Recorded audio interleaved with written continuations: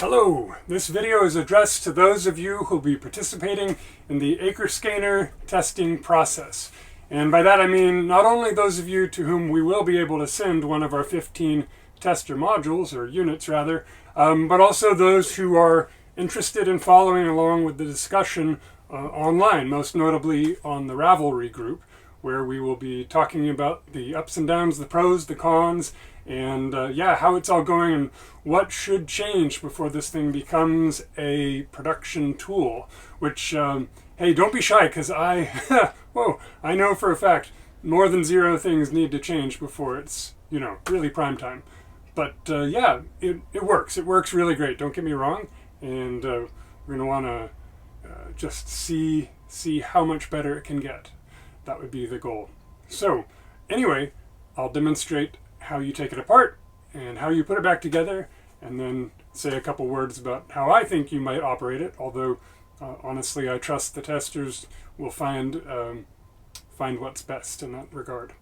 Okay, taking it apart's very easy.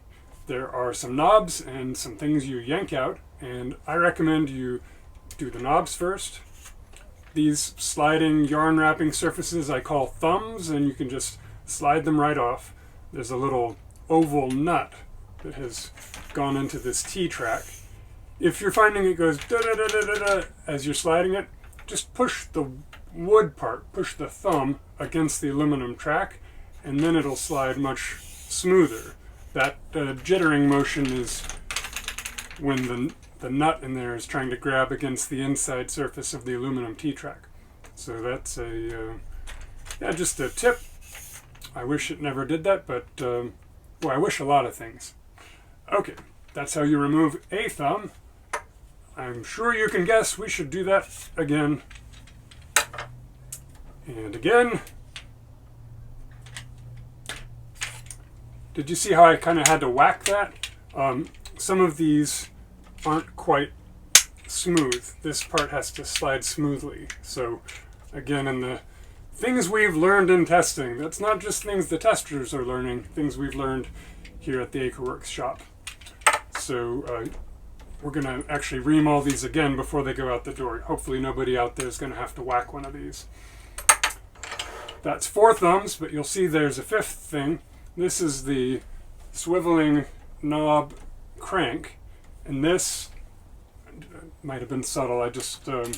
You can tighten it here and it locks in place in the T-track, or you can loosen it here and it comes loose. Same deal with the thumbs. As with the thumbs, you want to press the wood against the aluminum to make it slide smoothly, otherwise you'll have that kind of jittering. So I'm going to press slightly in to pull it out, and that's the crank. And now we've got 4 arms that have to come off.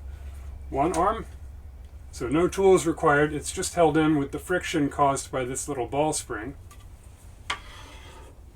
And then 2.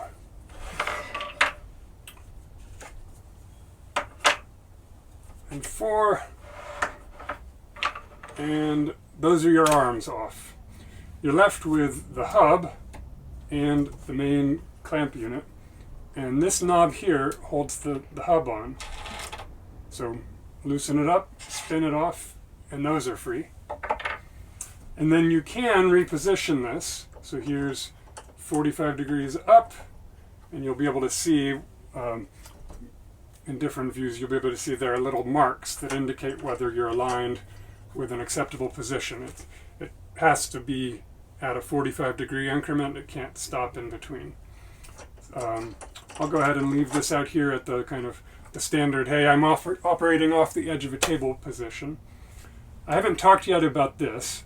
This is the drag module, and that felt piece there presses against this angled outside surface to cause the hub to spin less well.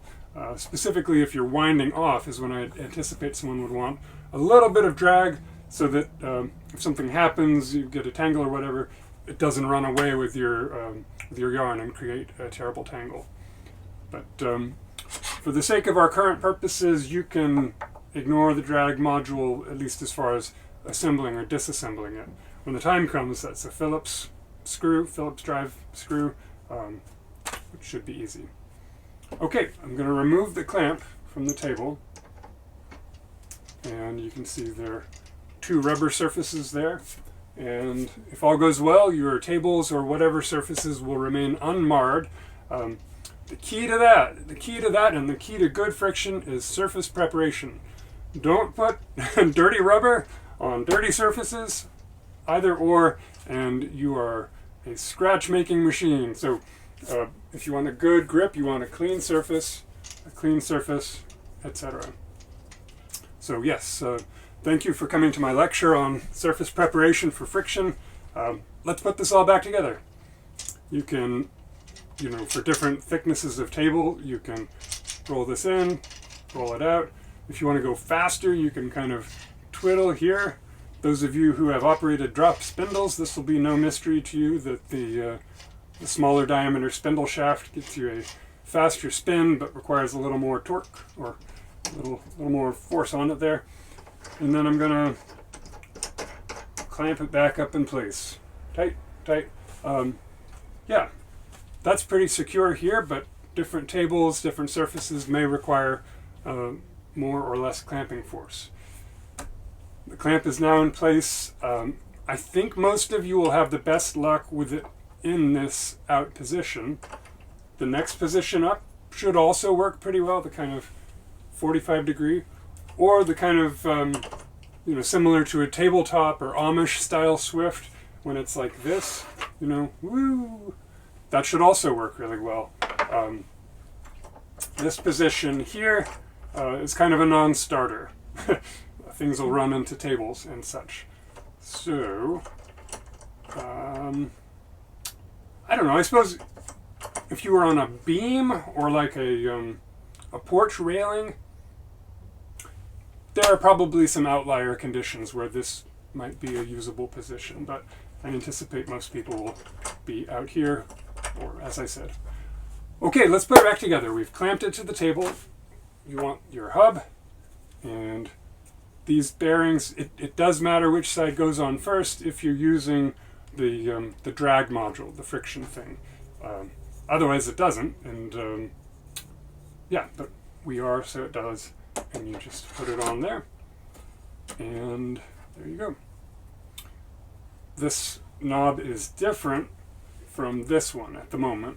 Long term, I intend to standardize those, but you want to be putting the one on that has this kind of wooden washer. That goes there. And once you get it threaded, it should spin right on, and it doesn't need a ton of torque. I'm aware that these are smooth, round knobs, and that's not going to be really inherently friendly to those with grip challenges, but it was my goal that none of these things would require much torque at all, in which case, as long as it's a low torque situation, this should be a very comfortable, just kind of put your hand on sort of knob. That'll be a key part of the feedback I'm hoping to hear from testers. So we've locked this on with that knob, and now we go to the arms. They are just a push in. Now, a note, they don't go in the wrong way. So don't worry about which way is the right way and the wrong way. There's only one way.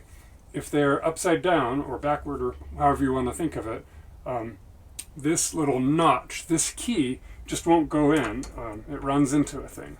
So with your aluminum side out, it'll go in nicely. Once you've pushed that ball, there'll be some resistance, and then it's in. Woo! Okay, and catch. And next, and next, and last. Okay, if you are going to be winding a skein instead of unwinding a skein, you'll want the crank unit, and you just need to make sure that this foot thingy is far enough out that it can go onto here. One thing that might go wrong is if this kind of gets screwed all the way in somehow, just vibration in transit, in which case it won't be able to go onto the T-track. But it's easy enough just to, make it come back out a little bit. You need about, a 1/10 of an inch of gap under the foot there, and it'll be fine. Slide it on. You'll find where a good position is for you want torque for cranking, but closer to the hub to make it, I guess, more efficient to turn without moving your hand a whole bunch. So you'll find your happy mediums there. And then we're to the thumbs, the actual yarn wrapping units. And there's an arrow on either side of the thumb, and you can choose, if you're pre-selecting a skein size to wrap, you can choose whether you want it to be in metric units, so this is marked off in 1 meter, 1.5 meter, 2 meters, or imperial units, yards on this side, 2 yards, 1.5, 1 yard. I'm going to set this up for 2 yards because I can. And when the arrows are lined up, it'll be as close as we could measure it to the right circumference.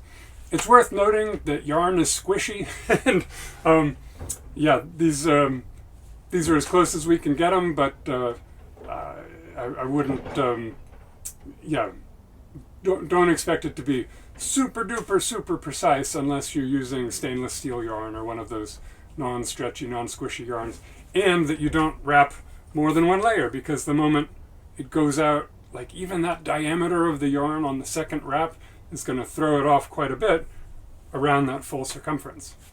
Okay, hey, thanks for coming to this lecture on yarn squishiness and circumference measurements.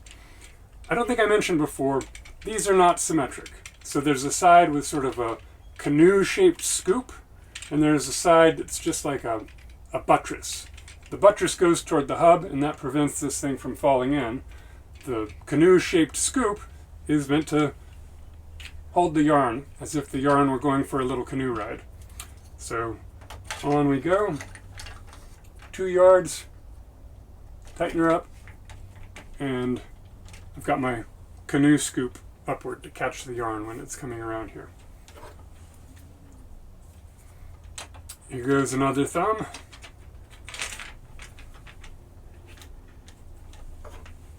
And a 4th one. Sometimes this little oval thing here can get crooked, so just loosen that up, make sure it's lined up, and it should slide on. No sweat. Okay, so it's all back together now, and all you got to do now is attach some yarn. You can use a slip knot. You can, if you want, pinch it up under the head here. Lots of ways to do that. We could even in the future build in some kind of yarn attachment something, but I'll be curious to hear people's feedback about whether that's necessary or a feature creep best avoided. What else to say? Oh, right, the drag module. So you can see this is spinning pretty freely. To adjust the drag module, there's a little thumb screw. I can indicate it better with the impeller assembly off. This little thumb screw. It is definitely not ergonomically located. I made a mistake when I was designing it, and because it was the very last thing, those around me who are wiser said, you know what, it works, it functions great, it's just hard to get your fingers in there. Let's get it out into the world, get feedback about everything else, and plan on a good improvement on that before the final deal. Anyway, you want to turn this knob clockwise, this little black knob here, in order to press this felt against here to create more drag. So when you see me reaching behind here now, that's what I'll be doing in a non-ergonomic way. Okay, so I'm turning here, and now it's turning slower, it's got some drag, and I can even kind of lock it in place, although it's not really intended as a lock, just meant to slow down the motion and add some control. All right, that's it. You're in good shape now to be able to wind up a skein of yarn and give us all some feedback about how it went and what could be better or what could be worse. All right, thank you again, everybody, for your help. Not just the people testing at home, but the people who are going to check in at Ravelry and give your thoughts and opinions. Every little bit helps. We want to make this the most exquisite product we can, and we can make it look beautiful, but if it doesn't work well, what's the point of that?